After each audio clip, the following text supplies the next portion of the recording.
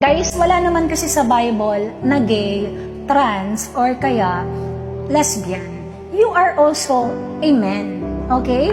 So, ang tingin mo lang sa sarili mo, kasi sa mundong to, mga kapatid, ang sinasabi lang, error kasi yung spirit nyo. Kasi nasa generation tayo kung saan corrupted ang mundo, and dahil corrupted ang mundo, merong entertainment kung saan bata pa lang, ninanakaw ni Satan ang kasarian ng tao. Naniniwala kayo?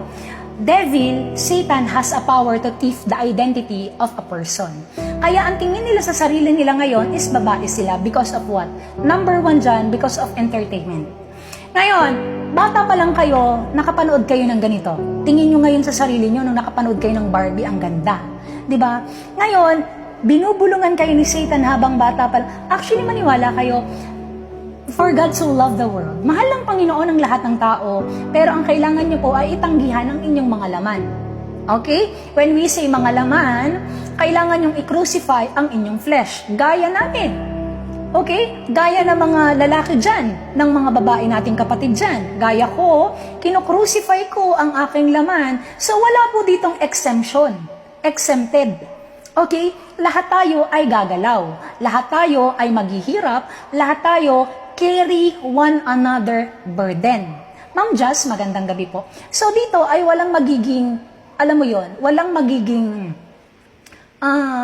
pong magiging VIP. Kasi lahat po ay kailangang tumanggi. Kasi guys, ako sa totoo lang kung ako ay hindi tatanggi sa sarili ko, gusto kong gawin yung sa gusto ko. So yun ang flesh.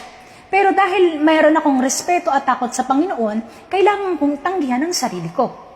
So gaya nyo, kayo ay may pagnanasa sa kapwa kasarian, di ba?